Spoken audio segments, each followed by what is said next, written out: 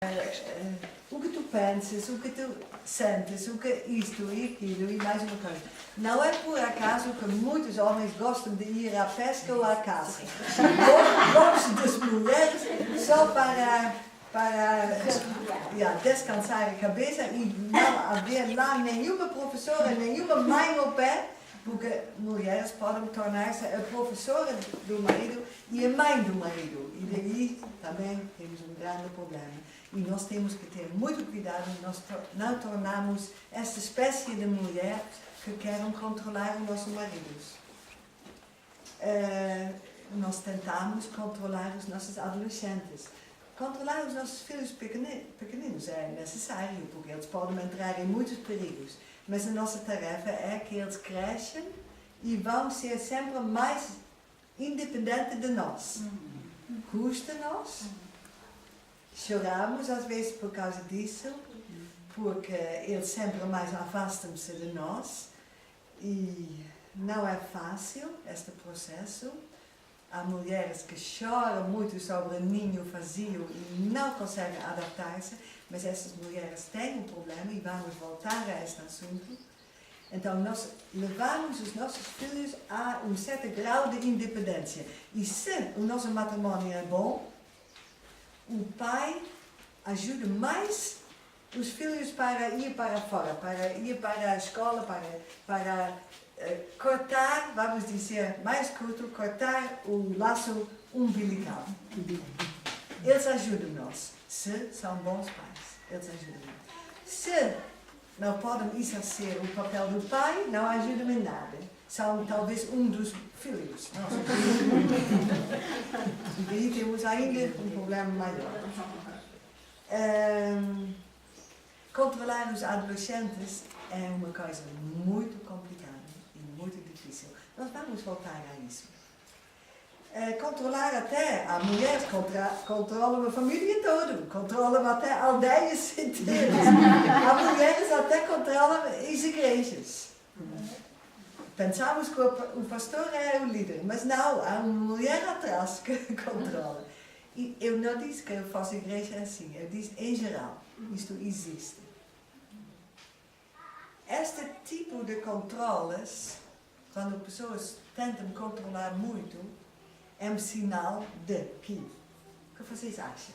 É um sinal de que? Quando nós tentamos, só, mesmo muito controlar tudo. Possessão, muito, tomar posse, possessão, muito boa, mas insegurança, ótimo, mas é orgulho, ao fim e ao cabo, de querer controlar as coisas, não? Não precisa ser orgulho. A insegurança vai mais além, no fundo da insegurança está o medo. Então, duas coisas. Tomar posse parece orgulho, mas pode ser insegurança e no fundo pode ser medo. Então, a palavra medo, vamos pôr na base. Então, temos um problema de medo. Quando nós somos muito controladores, não podemos dizer, eu só quero controlar, eu gosto disso. Não é para rir, porque quando somos muito controladores, somos pessoas muito inseguras e temos muitos medos. E a consequência disso, eu posso fazer aqui um desenho para que vocês guardem. A consequência disso, vamos pôr aqui duas coisas. Aqui é o medo. E aqui é a confiança. São opostos. Aqui podemos pôr desconfiança, controle, superproteção, tomar posse, possessão, ter medo de perder, etc. Depressão e por aí fora. Aqui podemos pôr ser realista, controlar dentro dos limites, largar e soltar. Está lá a palavra, soltar. Largar e soltar, ganhar, ser livre, fé, segurança, Se vocês querem, eu ponho lá as palavras depois e vocês podem escrever. Mas são mesmo opostos. Então, quando nós somos crentes e nós temos um problema de ser controladores, temos mesmo um problema grave. Porque é oposto à fé, é oposto à confiança. Então, o problema não é pequeno. O problema é mesmo grave e grande. Quando queremos controlar mesmo tudo. Quando vamos entrar num controle excessivo. Eu vou voltar, porque já cheguei quase ao fim, mas não pode ser ainda. Pronto, já dissemos praticamente tudo desses dois opostos. Mas a psicologia, se alguém de vocês tem este problema, ou se é mais fácil dizer, imagina que eu tenho este problema, eu posso ir à psicóloga. E a psicóloga vai me ajudar, como sempre, as psicólogas vão ajudar na autoestima. Porque a insegurança, eles têm a resposta para a insegurança, é levantar a autoestima. Mas a Bíblia não vai à autoestima. A Bíblia vai à identidade, nossa identidade em Cristo, e vai à confiança em Deus. Então, pode ir ao psicólogo e pode depois andar com uma autoestima bem limpada, bem polida. Obrigada. Não, eu procuro uma palavra e depois chego a palavra. Polida, e podemos andar aqui, mas alguém ataca nós e estamos de novo lá embaixo. E mais uma sessão da psicóloga. E mais pagar não sei quantos. Não vão por aí. Nós temos um caminho muito mais seguro. É um caminho baseado nos princípios da Bíblia. Não é autoconfiança, é confiança em Deus. Não é autoestima, mas a nossa identidade está posta em Cristo. E nossa identidade está lá segura, mas bem segura. E nem o diabo pode tirar-nos do lugar, da nossa alta posição, que somos filhos de Deus. Não pode tirar-nos. Mesmo que ele ataque e ele diz que tu não prestas por nada e tu fizeste isto e isto, não consegue tirar-nos. Se nós estamos conscientes da nossa posição alta em Cristo, se estamos conscientes da nossa identidade em Cristo, se estamos seguros e confiantes em Deus. Mas o processo para confiar em Deus não é assim tão fácil. Não é assim tão fácil. Nós vamos voltar para isso. Eu vou dar alguns exemplos.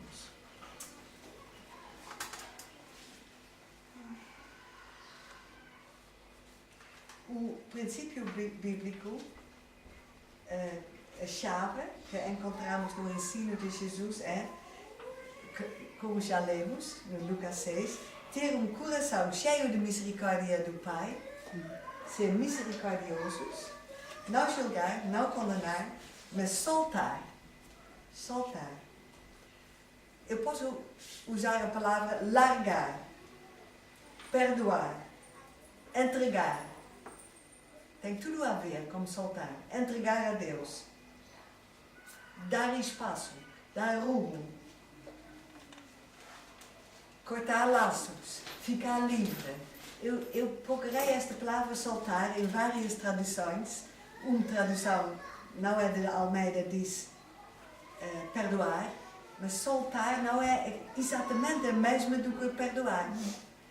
A tradução alemã diz livrar. Também é bonito. Eu gosto da palavra livrar. O inglês diz também perdoar. Mais um antigo diz largar. Eu gostei do estudo sobre este assunto. Libertar. Libertar. Ficar livre. Esta é a palavra. Ficar livre é libertar. Então, para que nós estamos livres, nós temos que aprender uma coisa.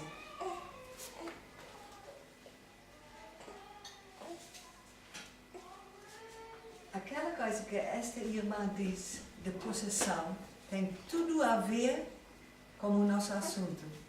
Nós gostamos muito de ter posse de uma coisa. E estou a ouvir histórias das pessoas que dizem: a minha filha, o meu filho, a minha casa, o meu carro, sempre é meu. O meu marido. O meu marido. Eu tenho posse. É a minha posse. Ser possessiva. Depois ele disse: ok, mas é emprestado. É tudo emprestado. Os nossos filhos são emprestados.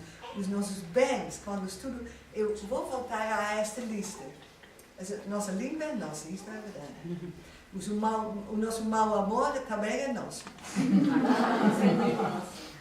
Os nossos horários, cuidado, temos um controle sobre isso que está dentro do nosso alcance, mas também o tempo de facto é recebido de Deus. Então estamos a gerir o tempo que é de Deus.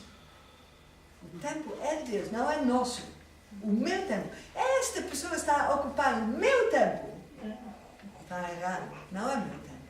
É tempo que Deus me deu para fazer dentro destes limites as minhas escolhas que Ele me deu para ir. Aquilo que Ele me deu para gerir. Então já não é assim tão fácil. Os nossos filhos. Ok. Daí tocamos um assunto muito sensível. Os nossos filhos. E nós somos todos mães. Salvo erro, todos aqui são mães. Não todos. Ok. Mas podem imaginar. São filho de alguém. Bem? Essa ligação existe. Quando nós damos luz a um filho, é nosso, não é? É meu. É nosso. Não é. É uma vida que Deus nos emprestou para levar a um tipo de independência que já não está assim tão ligado a mim. E daí temos nós um sofrimento. E para ensinar-os a ficar dependente, não de nós, mas de Deus. Ui, agora estou a dizer uma coisa que dói. E dói mesmo. E dói mesmo, porque quando nós pensamos que é nosso, nós também, isto faz parte de nós. E fez parte de nós. Primeiro 9 meses na barriga, imagina, estou a olhar para ela. Essas 9 meses estamos numa expectativa muito grande. Ai, e depois nasce esta nossa filha. Temos tão grandes expectativas do nosso filho. Mas nós fazemos, em geral, e quase sempre, um erro que continuamos a pensar é nosso.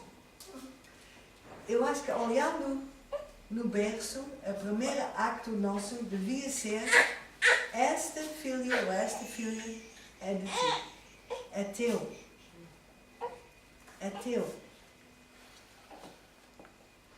E sabendo isso e sempre entregando esta vida a Deus, não é meu, é teu. Eu posso, um X de tempo, posso investir com todo o amor da mãe, com toda a sabedoria de Deus, com tudo que é meu e com tudo que Deus me dá, posso investir nesta vida, mas não é meu.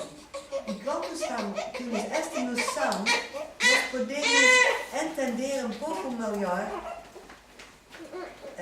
o tempo da adolescência.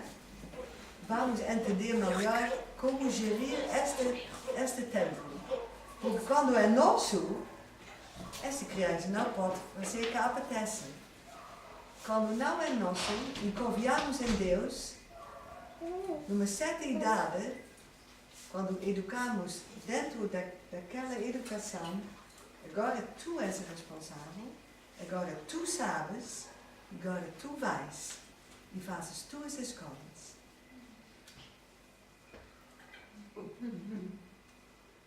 Conseguimos?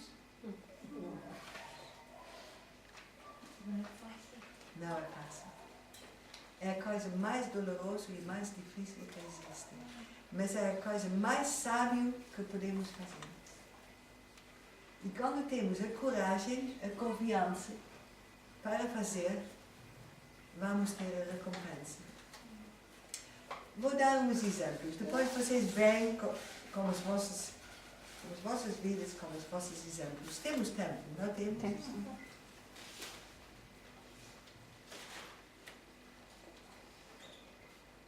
Eu me lembro a altura quando o nosso filho tinha mais ou menos 10 anos. Ele andava lá com os que tinham mais idade e levou-os para casa e mostrou tudo. E eles acharam muito bonito mostrar tudo. Essas bicicletas são teus? Sim! Mas era a minha bicicleta. Nós levamos esta bicicleta para a vila porque já estávamos cansados.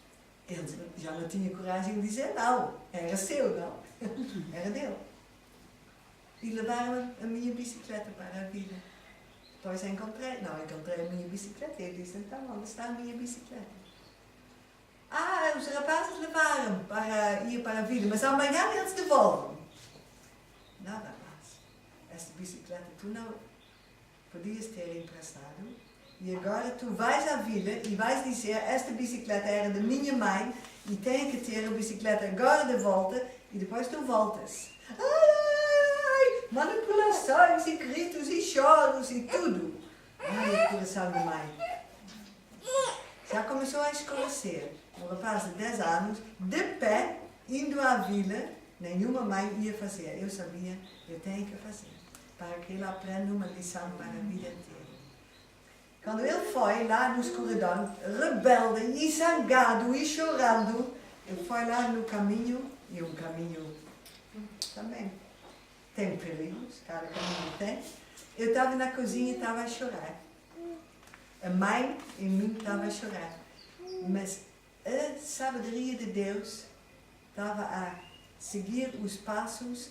Este rapaz, se não aprende agora, passa o tempo e depois já é homem e vai fazer manipulações toda a vida. E vai mostrar-se grande e vai emprestar coisas e depois vai fazer essas coisas 100 vezes mais na vida. É agora a altura. Às vezes sabemos e não fazemos e depois temos remorso e depois sofremos. Mas sofremos também quando fazemos, porque eu não sabia como ele voltaria. Talvez levava porrada desses rapazes grandes. Mas temos que tomar o risco, porque a vida tem riscos. Mas temos que tomar a confiança e não ficar com medo. Outro filho meu andava no cavalo. O cavalo de repente não obedeceu e ele bateu com a cabeça como um ferro. Ele começou a chorar e gritar. Ele dizia, eu nunca mais vou montar um cavalo. Eu disse, agora ou nunca. Tu vais voltar a montar o cavalo. Porque o cavalo não fez isto com magoar-te, mas tu tens que ter a coragem, senão nunca mais vais montar o cavalo. E quando acontece um acidente no futuro como um carro, depois de um acidente nunca mais vais entrar no carro, etc, etc. Eu quero, e a mãe é dura, e a mãe isto, e papai, mas ele foi, montou o cavalo ficou manso, soltou mais uma vez e correu tudo bem. Mas isto custou-me também, porque ele tinha aqui uma ferida na cabeça do choque. Eu podia ser aquela mãe, eu tenho que proteger o meu filho contra os perigos da vida. Ai, coitado, o meu filho. Agora, vamos chegar a um ponto muito sensível aqui em Portugal. Vou contar primeiro mais algumas histórias. E eu não sei o que vocês sabem, mas nós tivemos um centro de recuperação na nossa quinta. Eram todos rapazes que não resistiram à droga. E fez um estudo das famílias.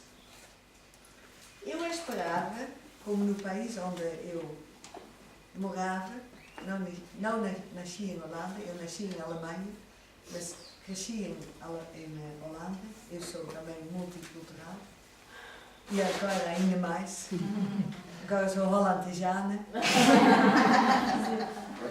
E Eu também sou lentejana. alentejana, estas são muito boas. E nós tivemos 10 anos drogados na nossa quinta. Estudei a estrutura de famílias. Em Holanda, muitas vezes os rapazes drogados são de famílias não estruturais. Não têm estrutura, pai ausente, problemas, vamos dizer de nível baixo. Aqui encontrei que as famílias dos rapazes drogados, toxicodependentes, alcoólicas, são todos de família média e mais por aí, alta. Achei muito interessante, porque estudei sociologia, eu fui para a pesquisa, para ver. E notei que esses rapazes, todos, cresceram numa família onde houve uma sobreproteção. Muito protegidas. Muito protegidas. Agora vamos fazer ligações com aquilo que eu contei.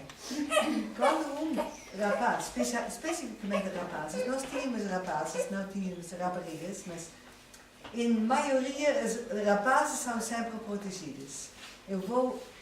Talvez não vou contar um segredo porque os rapazes são sobreprotegidos, mas vou tentar. Quando nós mulheres casamos, temos altas expectativas do matrimónio. O homem deve ser isto, deve ser aquilo, deve ser mais isto, passa sobre o homem. Mas temos altas expectativas, altas demais. Temos que ser sinceros. Em geral, temos expectativas altas demais. Mas também os homens são filhos de uma mãe. E às vezes encontramos no homem traços do menino, e não agrada-nos muito. E depois ficamos desiludidos. E depois, na nossa desilusão, vamos viver vidas mais ou menos autônomos. O homem vive a sua vida digna, como a pesca e a caça, e mais isto, e a café, e entre os amigos, e a mulher vive a sua vidinha, como os filhos, como a mãe, como a roupa, como a comida, como mulheres, como a igreja, são mais espirituais, o homem não vai, etc, etc. Isto é só um desenho em geral. Estou a generalizar agora. Se ficarmos bastante desiludidos nos nossos maridos, muito facilmente vamos pôr a nossa confiança nos nossos filhos. Não nas filhas, filhos. Porque esta vai substituir por grande parte o nosso marido. E daí temos um problema muito grande, mesmo grandíssimo. O nosso marido é um dos filhos, um dos maiores, pronto. E o nosso filho vai ter um papel de dar-nos carinho. E nós somos muito carentes e nós precisamos muito carinho. Porque o marido já vive a sua vidinha e já não está tanto carinho como nós esperamos e sempre, quando os anos passam, ainda menos. E daí o filho tem que cumprir o papel daquele que cumpre a nossa necessidade emocional, a nossa carência. Notem bem, eu não estou agora a generalizar muito, mas este padrão não é muito anormal. O que vocês acham?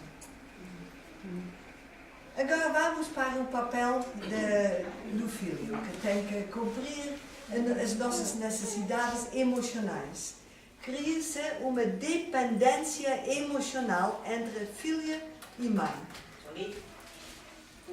Esta dependência emocional entre a filha e mãe é doentia. É de facto uma desordem. Mas nós achamos numa cultura muito mãe-filho, que a portuguesa é, nós achamos tudo normal. Dependência emocional, nunca ouvimos isso. E nós vivemos a nossa vida, e este filho cresce, a filha também, a filha tem que lavar a louça, a filha tem que ajudar a limpar a casa, a filha cresce com responsabilidades, mas o filho escapa. Escapa ali, escapa ali, não quer lavar a louça, então deixa. E nós criamos, pouco e pouco, criamos o nosso monstro. Desculpa pela palavra. Mas criamos pouco e pouco aquela pequena manipuladora que não sabe ouvir não e não sabe dizer não. E esta pequena manipuladora que não sabe ouvir não, quando ouve um não, diz a mãezinha. E porque a mãe está dependente emocionalmente deste filho, a mãe diz, então, ok, no final vai, eu dou-te. E a mãe dá, e dá, e dá, e dá, e dá. E cria-se uma dependência emocional que não é bom para a mãe e não é bom para o filho. Até é desastroso para a vida do filho. Mas porque somos dependentes deste carinho do filho, é quase um tipo de matrimônio, mas quando alguém vai dizer a nós que é tipo matrimônio, sempre vamos dizer, como tu pensas, não é? Mas criamos uma dependência emocional. E estamos dependentes. E estas mães estão a produzir filhos dependentes também. A primeira dependência é da mãe. A segunda é de álcool, ou de droga, ou de pornografia, ou de não sei quantas coisas que existem, ou de comida. Então, é uma situação muito, muito dolorosa que está a acontecer. Eu vou dar alguns exemplos do que nós passamos e vou contar só uns exemplos, mas há milhares e milhares e milhares destes exemplos. Eu falo de experiência, não falo dos livros. Uma mãe tem um filho. Este filho, para mim é tudo, é tudo. Cuidado, eu pensei que Deus é tudo para nós. Mas de repente o filho é tudo. É tudo na minha vida. Este filho cria de passo por passo uma dependência emocional. O filho vai ser cuidado com todos os cuidados. Vai ser super protegido. Ele não precisa fazer isso, nem leva muito disso. E quando o pai quer, diz, não faça isso. Então a mãe vai impedir o pai de fazer o que ele deve fazer e cresce lá o filho assim, vamos chamar mimado. A mãe nunca vai dizer ele está mimado. Ele não está mimado. Não. Ele está tão querido. Ele é meu filho. Meu filho. Já viste o meu filho? O meu filho. Cuidado. E daí, o filho um dia volta da escola e volta um pouco assim ao centro. A mãe pensa, ele deve ter alguns problemas da adolescência. Não. Ele fecha-se no quarto, fecha-se sempre mais no quarto, ele vai sempre mais à rua. Onde vais? Vou para um amigo. Também. Ela devia controlar. Mas não é daí que temos que controlar. Isto começa no berço. No berço começa limites. Impor limites, ensinar a dizer não e ensinar que ele sabe ouvir o não. Mas então, este rapaz um dia está é dinheiro, quer dinheiro. Mãe, eu preciso de dinheiro. Mas por quê? Eu tenho que comprar isto e isto. Vêm as mentiras. Depois, para fazer a história mais curta, sempre mais curta, o rapaz está viciado na droga. A situação é tão grave que o marido desta mulher diz: já não podemos dar dinheiro, daí até hoje. O homem sempre tentou educar o filho, mas nunca conseguiu. A mãe galinha estava sempre por cima do filho. E ele agora disse: vamos, agora não mais dar dinheiro. Não, eu não concordo, senão ele vai roubar a vizinha e vai roubar no bairro, depois vai entrar na prisão. Eu não quero ver o meu filho na prisão. Pronto, já temos a história completa. Vai entrar, está na nossa quinta, estou a ver os pais, estou a estudar o caso perdido. O filho, claro, que não quer ser recuperado, está habituado que a mãe dá tudo, ele foge lá logo o segundo dia, a segunda vez ele vai tornar-se um repetente, foge depois uma semana, a terceira vez nem entra. Pronto. O pai fica tão aborrecido, eles têm constantemente conflitos e já não há ambiente em casa, o pai sai da casa e nunca mais volta. Separado. E depois divorcia. Mas ainda tenho o meu filho. Tu pensas que ainda tens o teu filho. Ele morreu de uma overdose, a mulher agora está numa casa de cuidados psiquiátricos. Vocês pensam talvez, mas isto é uma história muito exagerada, isto é uma história... E não é. Esta aqui, a mulher ficou completamente sozinha. Se ela sabia deste verso, este filho não é meu, este filho tem que ser educado para ser responsável na vida, ela trabalhava por isso e não mimava o filho. Dava amor, mas no sentido de pôr limites. Se ela sabia o que é matrimônio, ela deixava o pai de vez em quando pôr limites um pouco mais duros e levá-lo para aprender coisas na vida. Ela não fez e agora sobra só o sofrimento. Há mais exemplos, há tantos exemplos. Tem um casal que vem comigo e diz, matrimônio não está bom, nada de bom, e a educação com os filhos também está péssima. A filha mais pequenina, o filho um pouco mais velho faz o que quer, e a filha mais pequenina só quer dormir quando está na cama dos pais. Pronto, vocês já sabem. Para começar, onde tem que começar? Porque está tudo errado. Onde começar? São cristãos. Ele é ancião da igreja. Ele está cada noite numa reunião na igreja. Pronto. A primeira coisa é fazer uma pesquisa sobre o matrimónio. Isto vai com uma lista de 37 perguntas.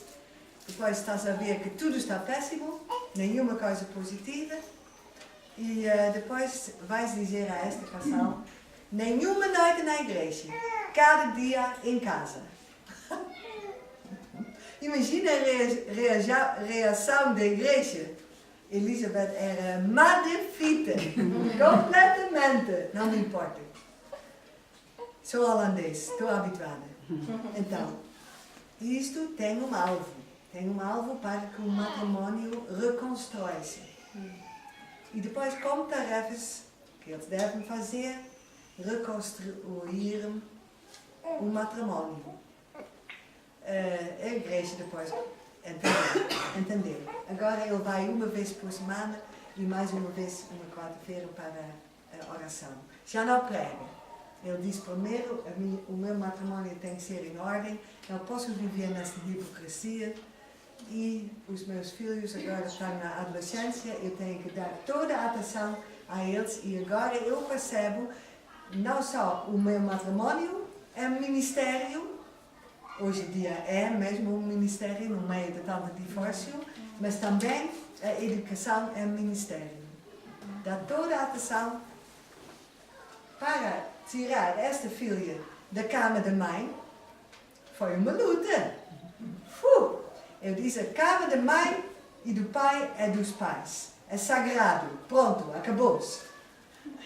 Lá não vai dormir nenhum filho. Só talvez domingo de manhã, quando a mãe faz anos. E depois para pular e fazer festa. Mas de noite, nunca. É sagrado. É Deus que estipulou isto. Matrimónio é matrimónio. Quantos crentes não sabem disso? Quantos crentes não sabem disso? Nem quero contar. Pronto, põe a criança na cama dela, põe uma pequena luzinha, faz uma oração com esta criança e diz, quando tem medo, olhar para a luzinha e relembrar aquela oração.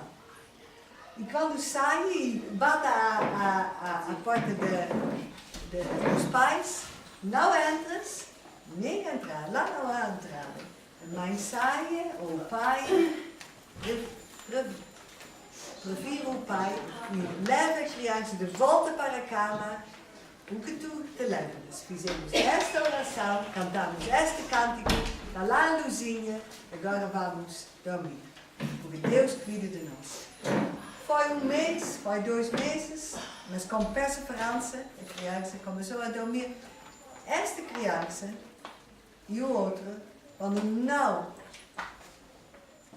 chegaram à hora certa para disciplinados, caso perdido.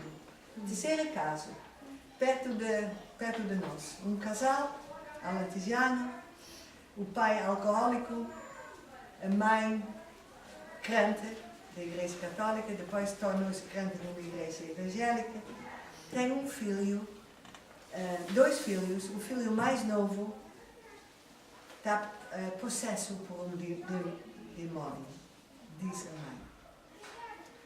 Muitas orações, muito acompanhamento, etc, etc. Mas o que é, no fundo, o problema essencial, central, é que a mãe, desde que o pai já não dormia na cama dela, tomou um filho na cama, o filho mais novo. Agora, este filho sabe tudo. Sabe muito mais do que deve saber. Conhece praticamente o corpo da mãe, nunca vai casar com uma mulher, vai ser homossexual, podem ter a certeza, pelas pesquisas que ele fez, vai ser homossexual.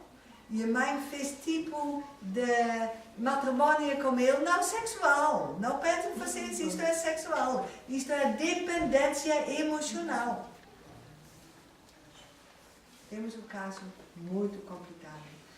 Vocês não querem saber, e é melhor não saber, tantos casos existem desses.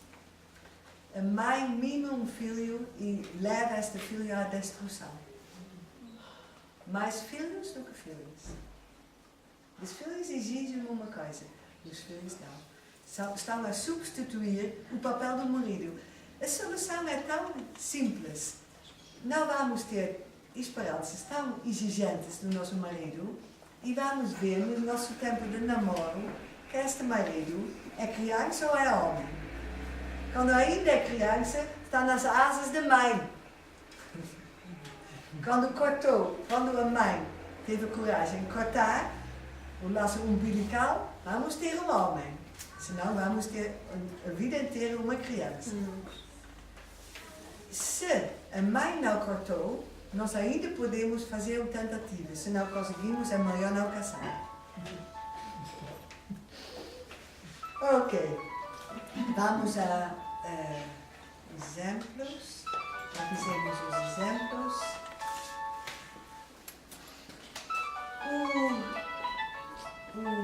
Não o presidente, a seguir. O presidente.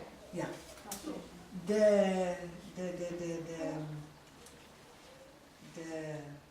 Como chama-se isto? Associação de Ordem dos Psiquiatras, Pedipsiquiatras. Ja?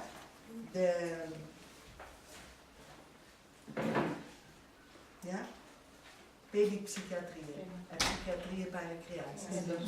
Ele disse, e ele é português, se ele disse, vocês vão pensar, ela é holandesa e por isso ela diz isto. Mas ele diz, literalmente, as mães portuguesas são, vou ver o que ele diz, as mães portuguesas são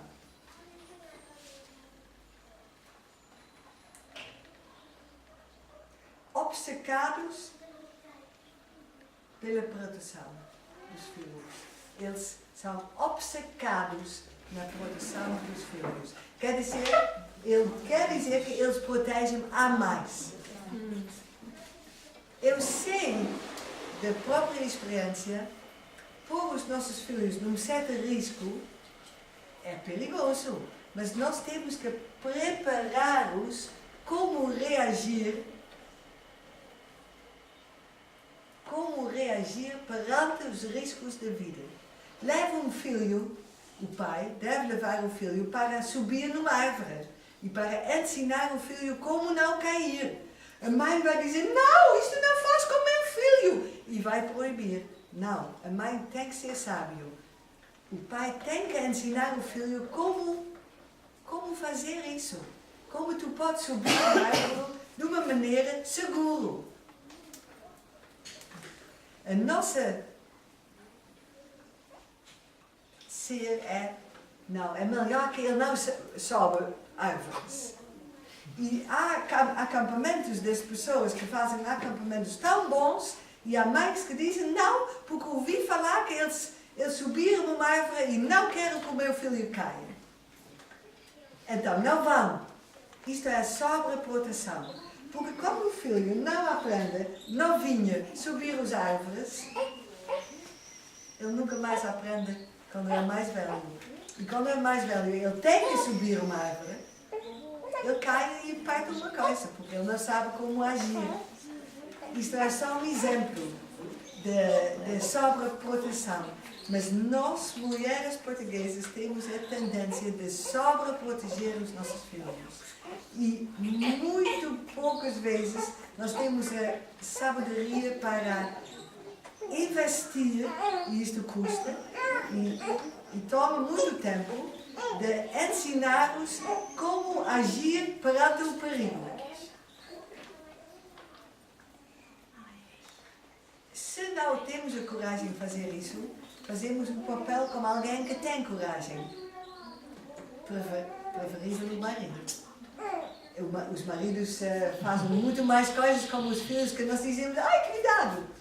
Quando nós somos desse tipo de cuidado, ai cuidado disso e ai cuidado daquilo, nós vamos ter esses filhos que não estão habituados a nada e caem facilmente em muitos perigos.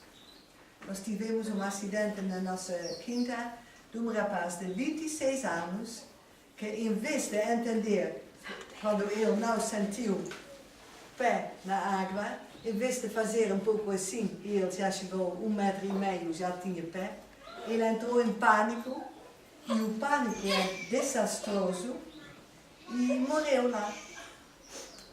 E fez um outro morrer, que queria salvar, e ele agarrou o outro, e os dois foram para o fundo. Se este rapaz tinha uma mãe que ensinou-o, levou-o para a água, ensinou-o todos os perigos, nós temos que ensinar os perigos, todos. De droga, de álcool, de pornografia, de água, de árvores, de trânsito, de tudo. E isto é um investimento que custa tempo e custa, às vezes custa, como eu estava a chorar lá na cozinha, quando estava a ver o meu filho na escuridão, ir para a vila, buscar esta bicicleta, para fazer dele um rapaz que não faz estas coisas. Isto custa. Nós choramos e oramos. E oramos. E vi na minha vida que, especialmente na adolescência, quando vi que 2 dos 3 andaram nos caminhos maus, eu já não podia fazer muito. Eu podia proibir, mas não ajuda nesta idade. Fui os joelhos junto ao meu marido. Estes joelhos ficaram bastante... E pedimos a Deus, pedimos a Deus, pedimos a Deus. E no final a história saiu bem. Mas não me perguntem quantos anos. Porque vivemos num mundo com muitos perigos. Mas há um tempo que não dá para proibir, não dá para ir com eles, não dá para controlar. Temos que só confiar em Deus.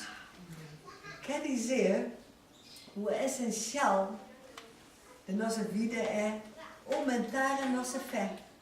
Só quando a nossa fé aumenta, quando a nossa confiança em Deus aumenta, temos a coragem de dizer, ok filho, vai, mas é a tua responsabilidade, eu não sou responsável, é a tua escolha, tu já tens idade, eu não quero que tu vais, e tu sabes. Vamos pôr a responsabilidade ao lado deles, sabendo que eles não estão a ver o total. Quando o nosso filho tinha 18, foi com alguns rapazes, não de boa fama, para Algarve, para discotecas.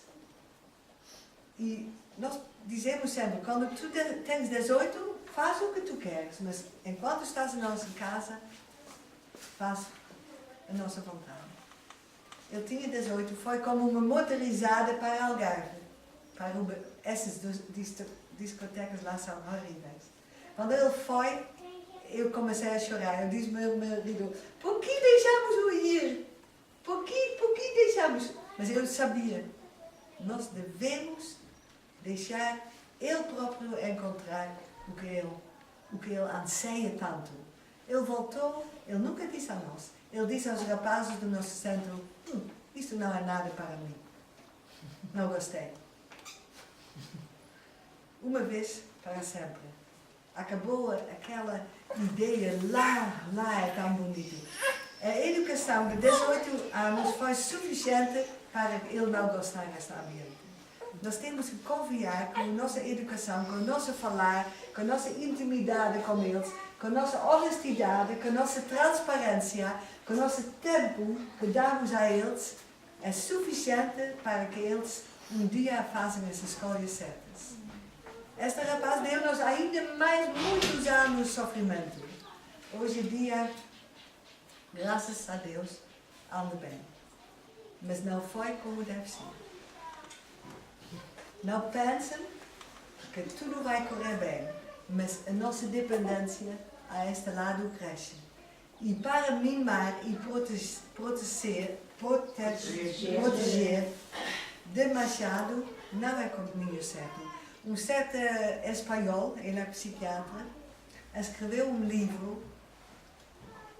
O livro chama-se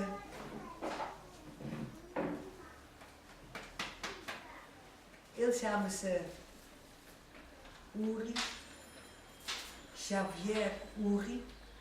E o livro chama-se... esqueci a palavra. Não é pequenas terroristas, mas é pequenas... É uma palavra perto disso. Mas ele escreve sobre um estudo que ele fez das prisões em Espanha. O livro é traduzido em português. Ele escreve, esses rapazes que estão na prisão para menores, é tal igual como a pesquisa que eu fiz, não são das famílias pobres, algumas, mas poucos. São das famílias ricas e são das mães que mimaram, que protegeram a mais. Agora não é, a resposta não é não proteger.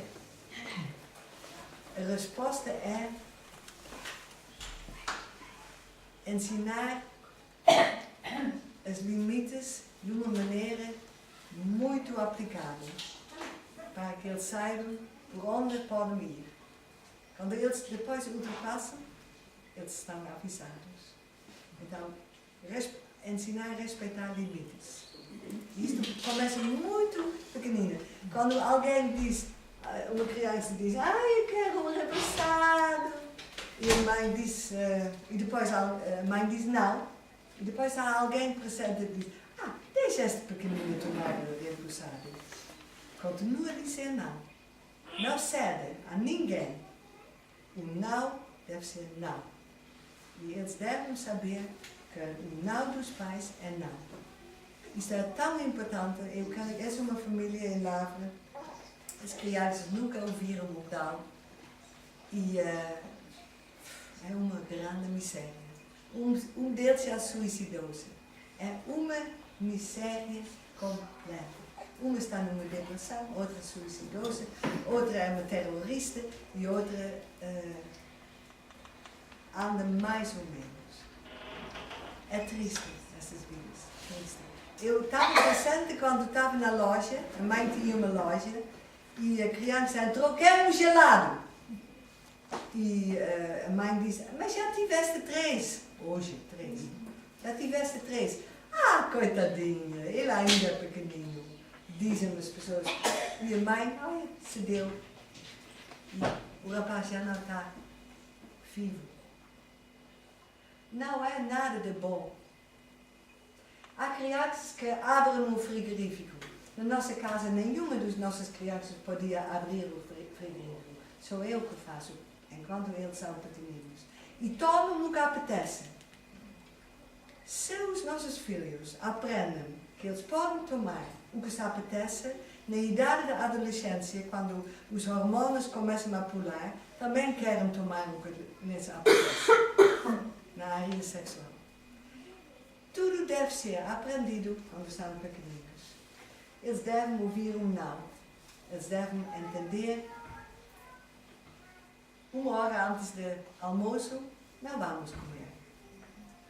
Talvez uma fruta, não mais. E quando não aprendem, depois vamos ter muito sofrimento mesmo.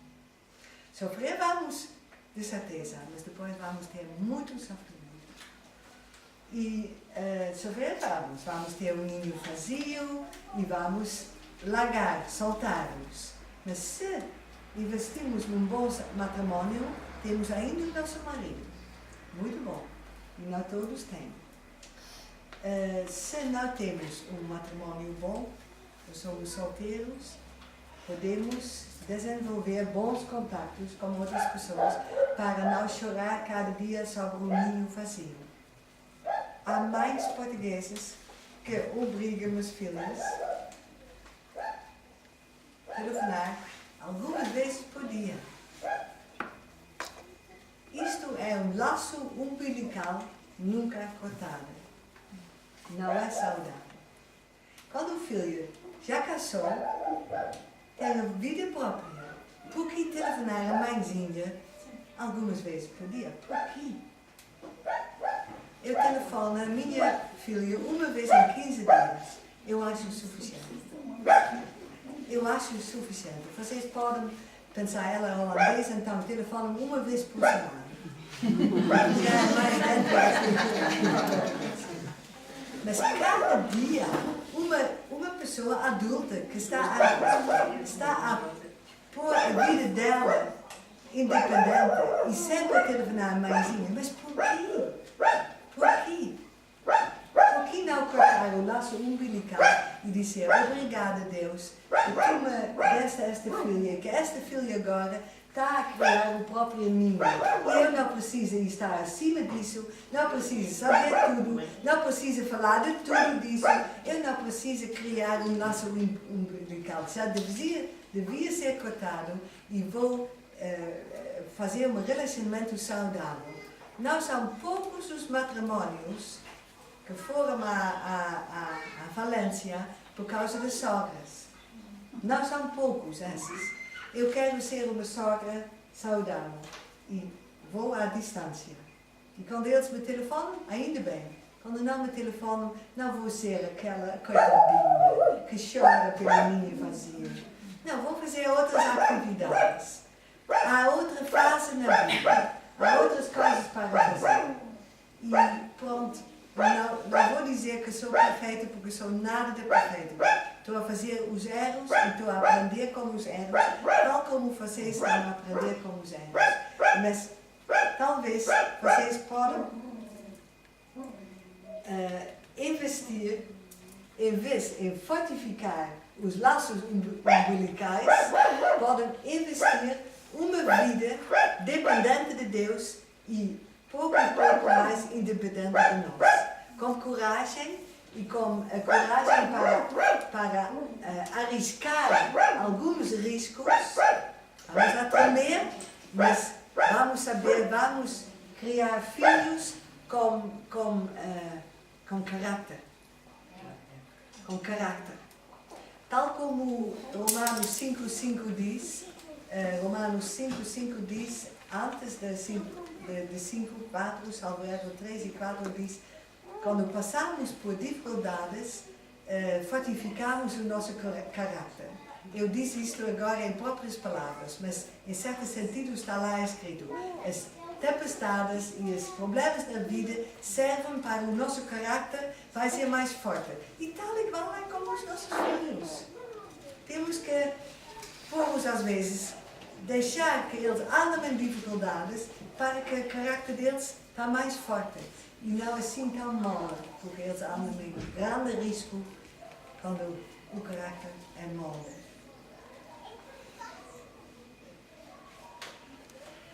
Se ainda alguém aqui pensa, pronto, eu sou uma destas pessoas que estava sempre a investir no laço umbilical para fortificar este laço, nunca é tarde demais. Porque nós temos um princípio bíblico muito bonito em Efésios 4, Colossenses, não sei exatamente onde, mas está lá o mesmo princípio, Efésios 4, 17 até 35 diz, vamos despir-nos dos padrões, dos hábitos errados e vamos aprender e revestir-nos dos padrões e dos hábitos novos. Mas custa. E precisa um certo acompanhamento quando o padrão já é bem trabalhado, quando o trilho já é muito fundo e o carro vai sempre para o mesmo trilho.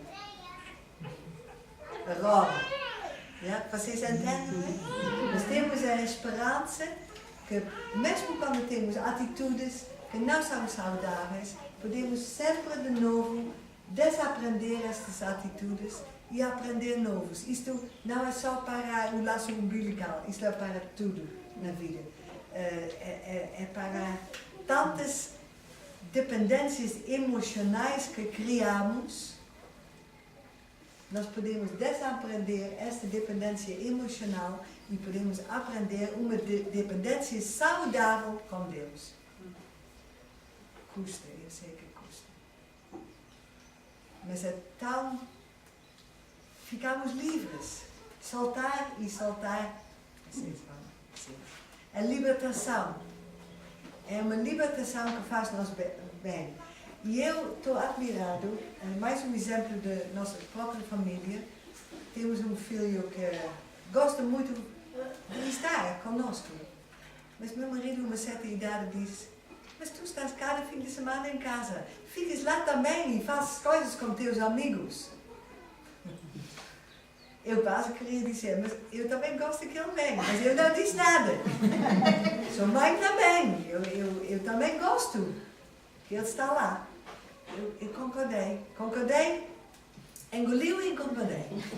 E ele ficou mais vezes fora e, incrível como parece, ele fez a sua vida e agora é o filho que mais vezes volta com a pequenina para mostrar aos pais. Então, quando nós largamos e soltamos, nós vamos ganhar.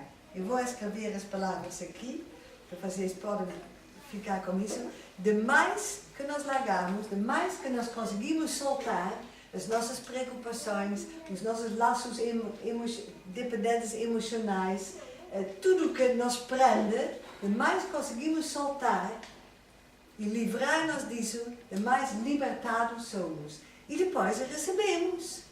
Inesperadamente. Eles vêm à nossa procura. É bom, não?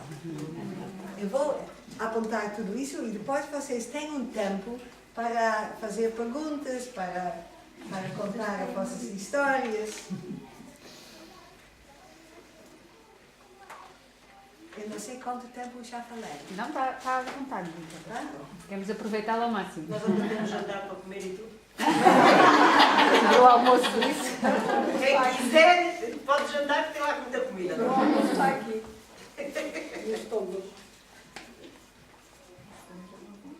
Ai. Essa tomar posse, qual foi a palavra? Possessão.